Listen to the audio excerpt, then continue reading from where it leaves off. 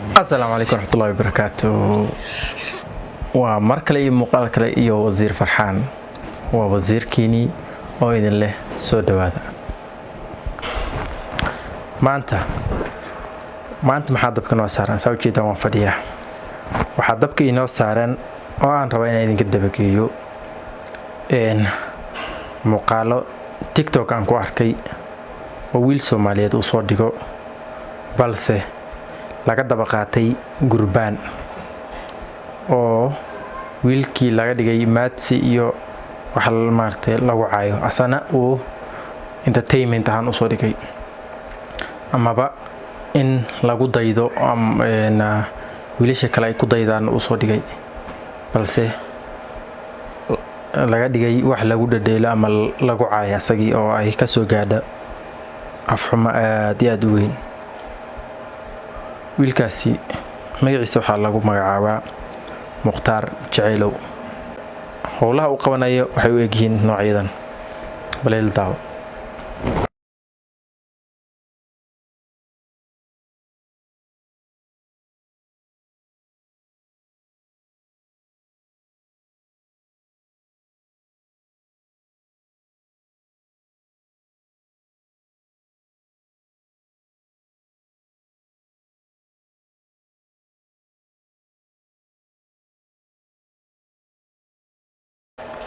وقال حيجو أو قدمنا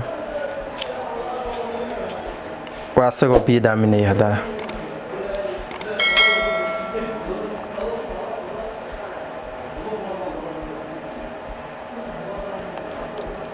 وأسلع سقيو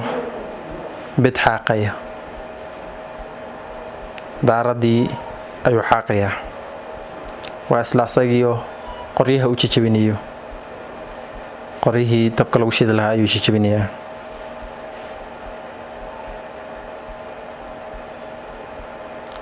waa isla asagii oo alaabta dhaqaya, alaabtii cuntada lagu cuni lahaa ayuu dhaqayaa.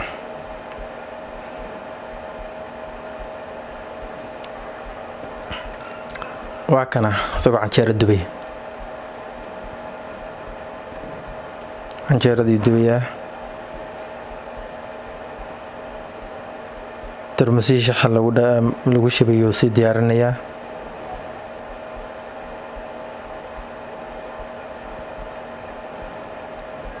waa asagii oo qada diyaarinaya ama casho saad taqaana labadaba mid tahay ma aqaano balse asoo cunto diyaarinayo.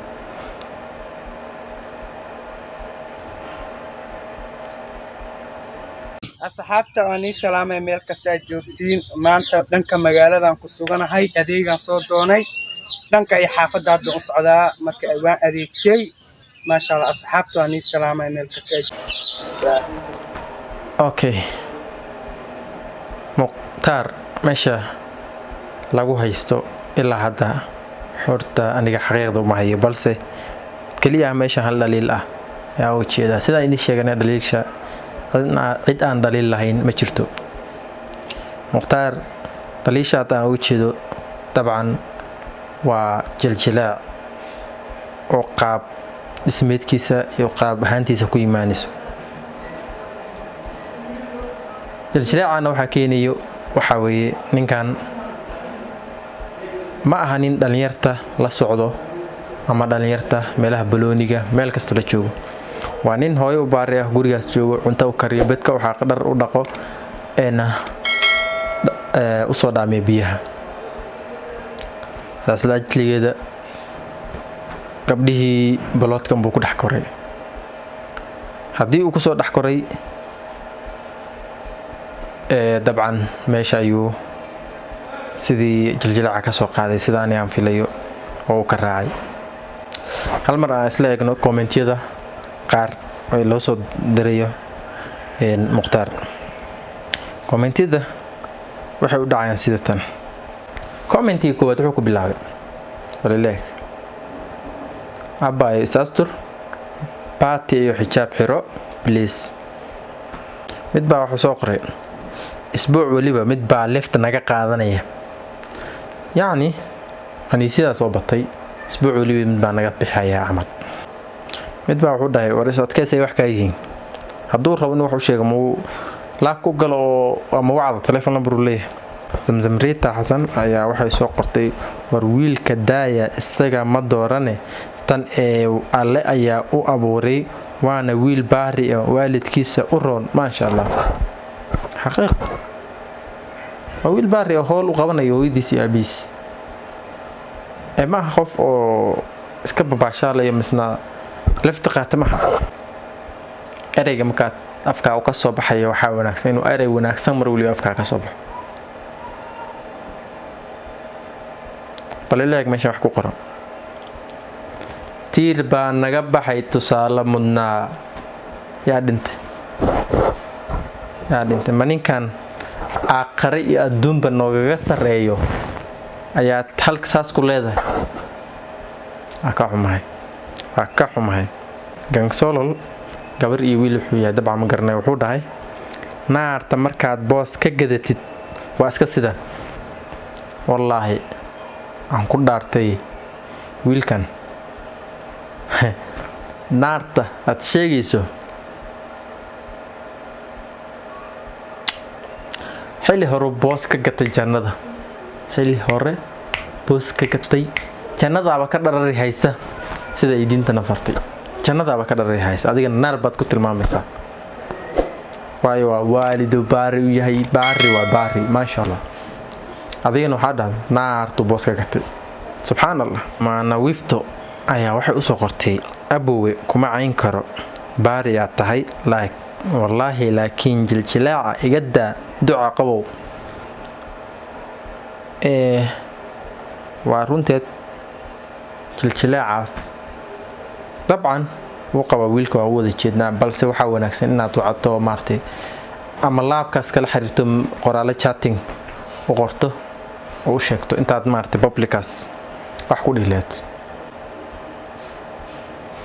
Maxamed Bulshaawi wuxuu dhahay qaniis baa naga baxay subhanallah wiilku qaniis ma ahan qaniis annagu waxaan u naqaanaa qowmuluud kana TikTok waa ku soo batay waa tuuray asoo afka ka cadeysanayo leh Maxamed Xuseen Ibrahim kulay oo ka wada uu soo gaabiyo wuxuu dhahay caarafo iyo siditaal dhamaa wuxuu yiri aanrafo iyo siditaal dhamaa wuxuu yiri waxa waaye baashaas aniga macnaheedu ma fahmin balse hadaad fahantay comment inuu soo qor kan jigjiga ay u qorantay wuxuu dhahay tii rabbi haday ku imaato waxa la dhahaa qofkan tii rabbi uma imaanin arigaas yani aniga waxa uu yaqaan tii rabbi qofka uu timaado waa qofkii la oofsaday oo tagay nolosha Mukhtaar Jecelow inta aan ka aqaano idin kaga sheego Mukhtaar Jecelow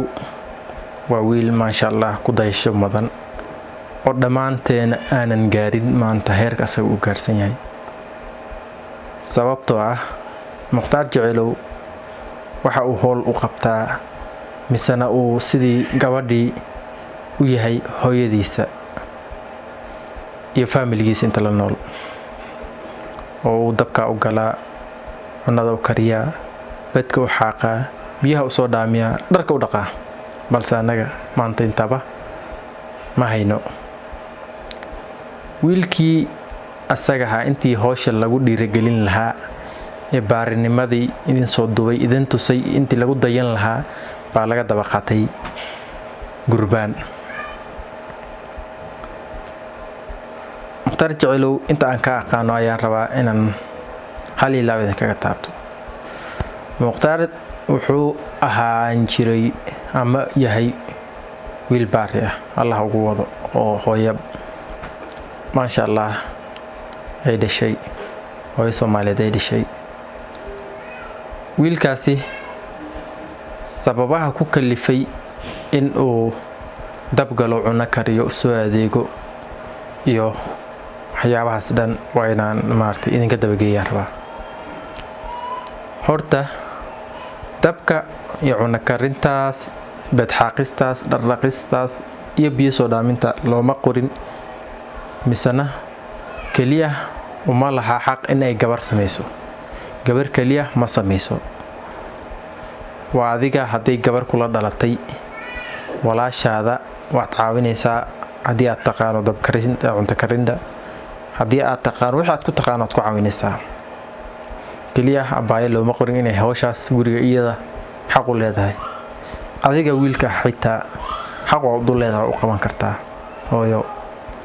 gabadha joogta qaban kartaa hawshaas balse Mukhtaar hooyadiisa waxay dhashay wiilal badan gabar maysan dhalin asaga ayaa u buuxiyay booska gabarnimo waxa uu qabtaa howl kasta oo gabar looga baahnaa ayuu qabtaa ma sha Allah waa wiil baari ah oo mudan in lagu dhiirageliyo hawshiisa ma aha wiil mudan in lagu caayo ama lagu aflagaadeeyo waxa uu yahay wala jeedadaydu wiilka in aan idinkaga taabto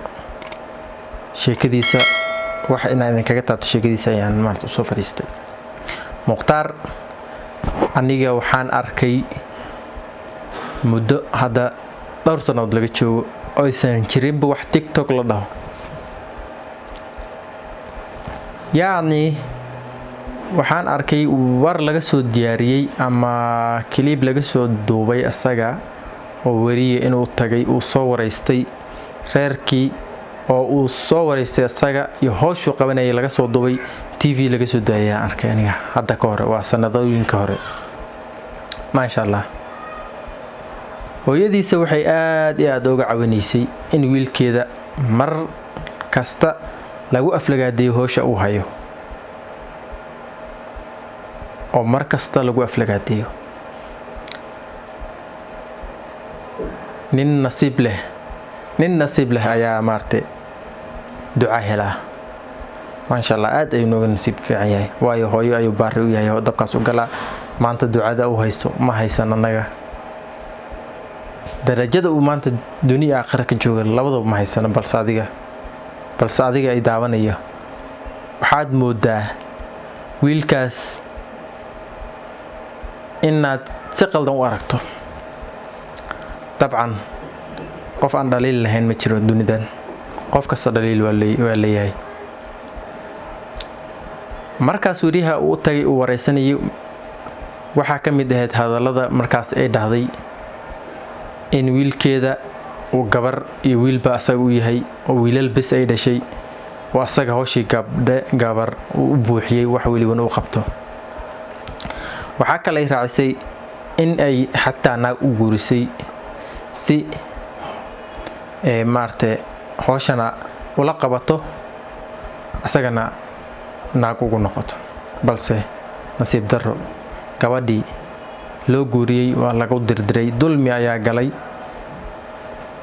way ka carartay oo gabadhii ayadeed bartiya lagu furay nasiib xumi ha socoto Mukhtaar wuxuu ka baxsan waayay dadkii isku baloodka ahaayeen isku xaafadaha degnaayeen iyo dadkii magaalada ka baxsan waayay caay oo mar waliba la daba taagan balse Mukhtaar wali waa nin rag ah kaliya waxa lagu caynay waa hawshii hooyo uu qabanayay managa mudan yahay wiilkaas inaan ku dhiiragelino managa mudan yahay inaan ku caynino naga mudan yahay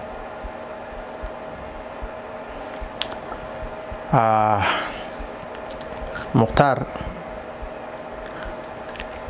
aad iyo aad ayuu nooga darajo fiican yahay adduunka aakhira maanta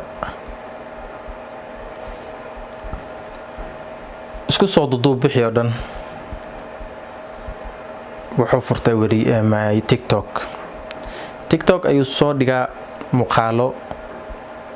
uu entertainment ahaan dadku uga dhigayo ama in lagu daydo oo dadkana ay shaqadiisaas waarid ku qabtaan uu la jeedo TikTok uu furtay ayaa muuqaaladii uu soo dhigay ayaa la daba dhigtay commentiga daaqadahaas looga daataa commentiga halkaas ay laga buuxshaa nasiib xumo balse maanta labada qof ee adduunka aqral maartay ku kala tartamaya waa asaga iyo adiga horta labada waa kaga sareeya adduunka aqral mid xigtana inta caayad ku tuurayso waa dambi adiga kugu sugnaaday oo dambi adiga ku soo hoyday fikiriyo naftayday filawaagan igu dhacay intuba la oyday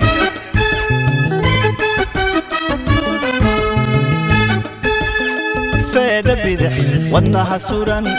تيجحيل كفي دي سيبا فولي ويدي وعدكي